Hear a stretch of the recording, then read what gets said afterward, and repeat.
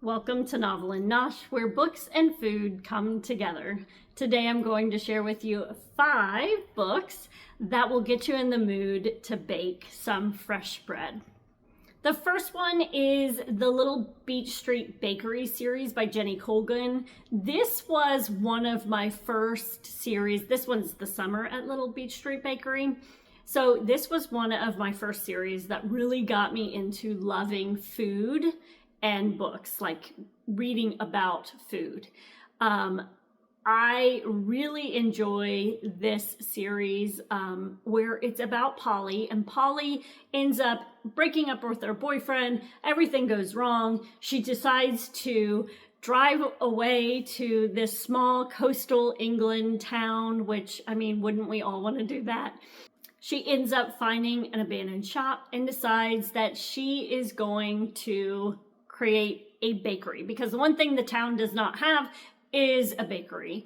And it's all about the people in the town and how she ends up just kind of getting her life back together. The second one is The Summer at Little Beach Street Bakery. And here she has now moved on to a lighthouse. She's living in a lighthouse, which sounds fascinating to me. There is a pet puffin, and then there is a handsome beekeeper. These stories are a lot of fun. They are just kind of an escape. And definitely, if I were to have to do it all over again, this is kind of the route that I'd want to take. Find that little coastal town, sneak away, start a bakery, and just spend your time making baked goods all the time.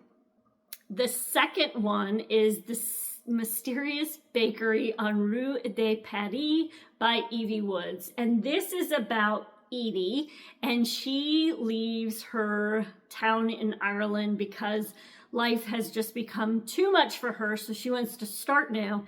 And she had seen an advertisement about working at a bakery on Rue de Paris. Now, she doesn't speak French, so she thought this was a Paris bakery, but what she did not realize is Rue de Paris actually means road to Paris. So she is now in this small little town with tons of quirky characters, and she is going to be working in this tiny little bakery. She, of course, lives upstairs in the bakery, never gets to see the baker. The baker is downstairs in the basement making delicious treats that she is selling in the bakery. This has magical realism. It's a lot of fun, quirky characters. That's something I always love to read about. And then delicious food. The next one is The Secret Book in Scone Society by Ellery Adams. And this is a little bit different than what I usually read when it comes to books and food, because this is more of a mystery. And what happens here, there is Nora, and she owns a bookstore. And she is great at helping people. If they come in with troubles, she will help find the book that will help kind of heal their, solve their problems or help heal whatever they are struggling with. So for whatever reason, she's unable to find that book right away. And she has the gentleman come back like the next day. But he never shows up, and he's found unalived on the train tracks. So her and a few of the women in the community are going to try to solve this unaliving. And what is fun about this is they are older women that are solving this crime, this mystery. And then they're also, again, quirky characters. They all have to share what brought them to this town. So what occurred in their life that brought them into this town. So it's a lot of fun. I enjoyed it, and I think you might as well. I think you might be already figuring out a theme to my stories that I enjoy. But the next one is The City Baker's Guide to Country Living by Louise Miller. And this is another one where Olivia, she is a pastry chef that works in this Boston's supper club. She ends up setting a flambe on fire, which then sends the flames into the restaurant and ends up losing her job and has to leave, and she moves to this small town in Vermont. She heads to this town to spend time with her best friend Hannah, and while she's there kind of escaping life, she's offered a position to work in the inn as a pastry chef. So she decides to move in. She ends up living in the sugar house in the back, and it's about her experience there, why she's actually there, and who she ends up meeting in the town, and all of their quirks. And then the last one I don't have, but I am posting her next one. This is a 3-book trilogy. The first one is Bread Alone. Bread Alone by Judith Ryan Hendricks. The next one is The Baker's Apprentice, and then I saw where a third one just came out as well, so I've got to go grab that one. But this was, now I mentioned that Jenny Colgan was like kind of my start of food and books, but really, honestly, Bread Alone was the very first book I have ever read about books and food, and it did not disappoint.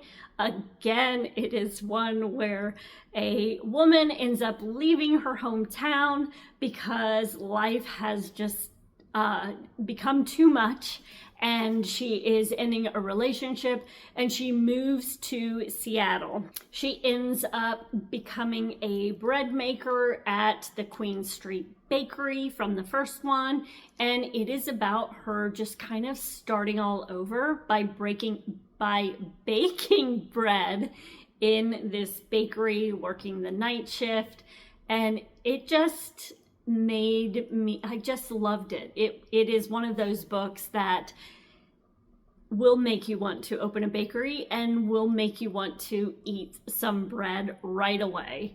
So these are the 5 books that I think you will enjoy if you like books about food and especially about bread. And then I want to also share with you how I make sourdough. It is a little bit different because I'm not as picky with stretch and fold. So this is a quick cheat to making sourdough bread.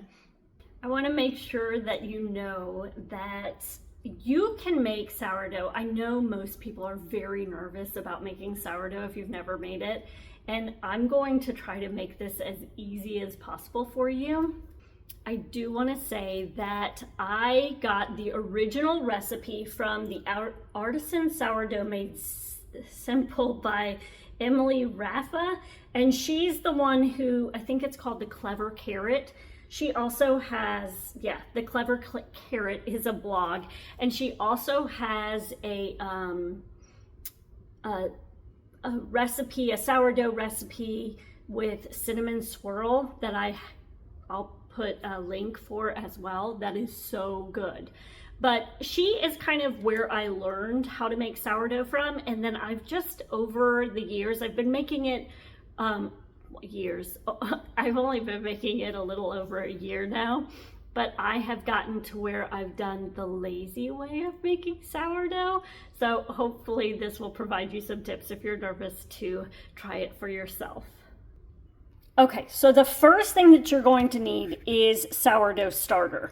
So a lot of people talk about sourdough starter, how you have to keep it alive and do certain things with it. And I'm going to be honest with you. I have had sourdough starter now. I got this from my hairdresser. And if you get some, it is much easier than making your own.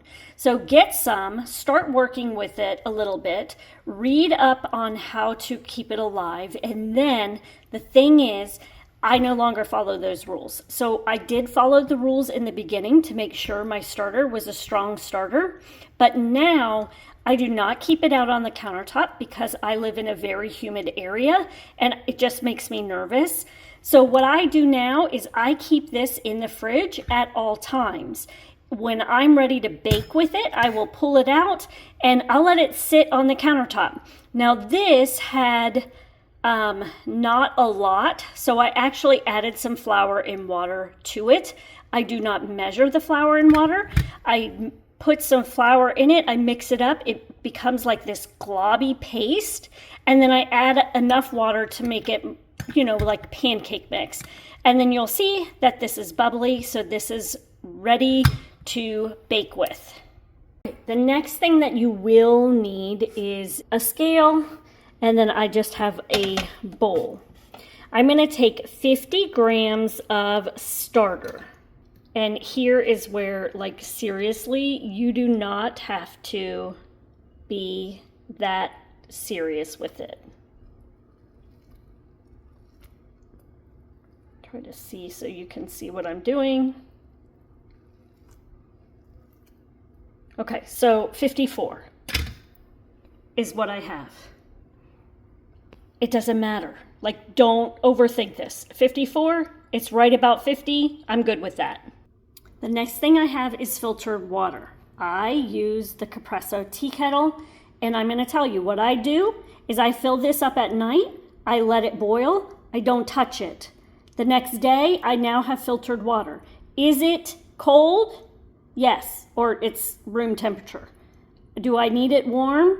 I could, but I'm not, like I said, this is the lazy way, so I'm not worried about the temperature of the water. Again, I'm not going to be picky. 327, that works for me. So now I'm just going to stir those together. The next thing I'm going to do is add 500 grams of flour. So if you're remembering, it's 50 grams of sourdough starter, 325 grams of water, 500 grams of flour. Oh, I'm making a mess, aren't I? It ended up being 501. I'm good with that.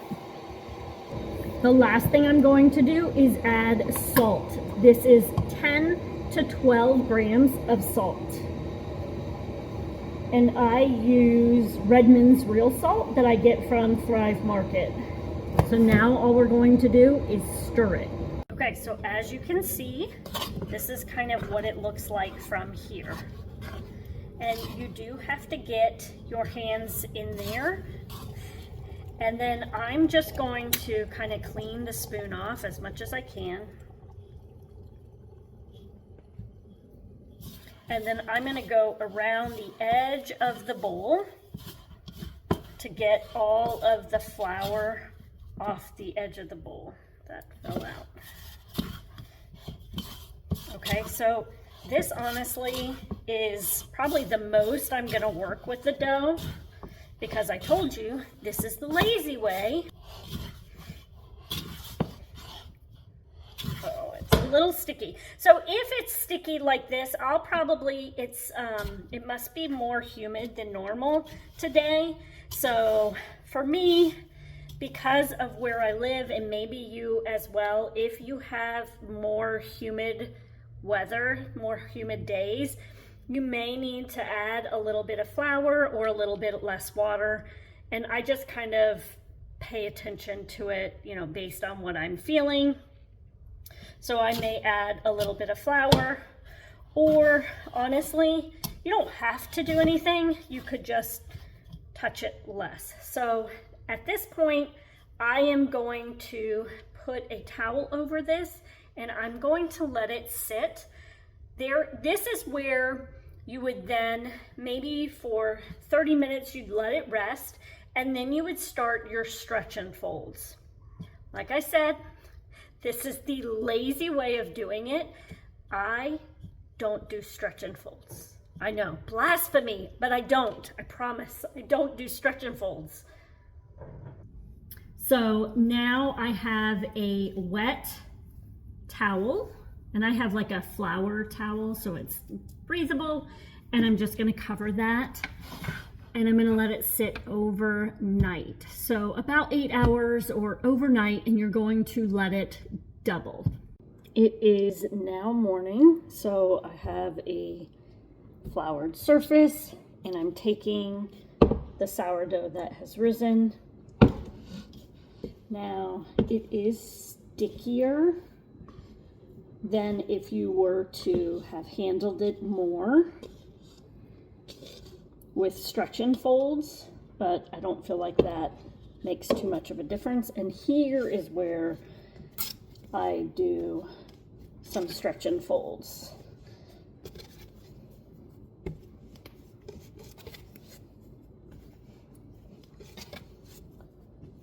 So the night before, last night, I hardly touched it.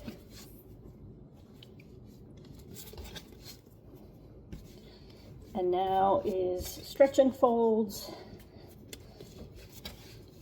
And I do them all at once so that I'm not having to come back to it time after time.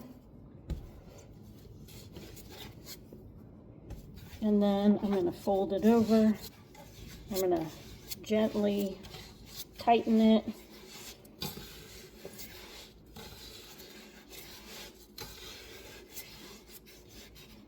And then I'm going to place it in here. So, with the towel that I'm going to get damp again, and I'm just going to let it sit for about 30 minutes.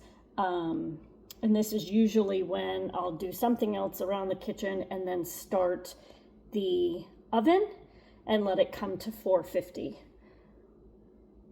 Okay, I preheated the oven to 450. I'm now going to let this come out.